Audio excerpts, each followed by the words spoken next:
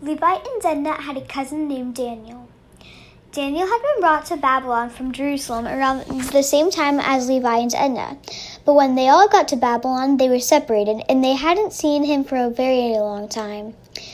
Today was a very special day because Daniel was able to stop by for a visit.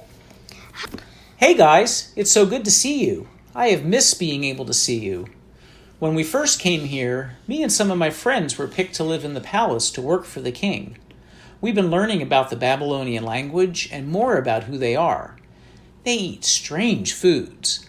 The king wanted us to eat their foods, and they looked very good, but we weren't sure that God wanted us to, so we said no.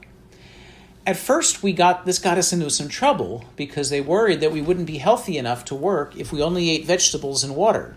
But we knew that God wanted us to be healthy, and he told us not to eat their fancy foods. So they made a deal with the official. If they were still healthy in 10 days, then they could keep eating the vegetables. But if they got weak, then they would eat the king's food. And it worked. In fact, when the time was up, we were healthier than they were. So they've been letting us eat only the vegetables now.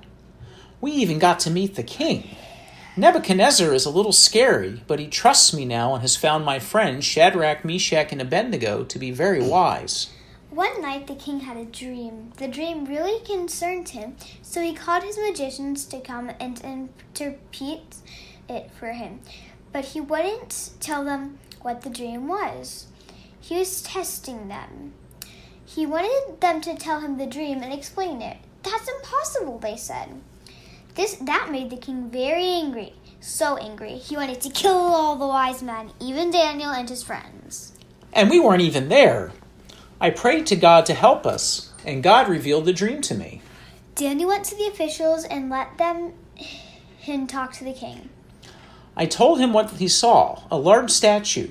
The head of the statue was made of pure gold, its chest and arms of silver, its belly and thighs of bronze, its legs of iron, its feet partly of iron and partly of baked clay. Then a rock was cut out, but not by human hands. It struck the statue on its feet of iron and clay and smashed them. Then the iron, the clay, the bronze, the silver, and the gold were all broken to pieces and became like chaff on a threshing floor in the summer.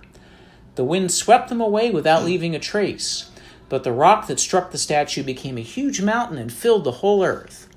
Then I explained to the king that another king was going to come and take over, followed by another and another, and that in the future God was going to come to earth to set up a kingdom that would never end. The king was amazed and fell before Daniel. Now Daniel has a really good job, and the king believes that our God is real.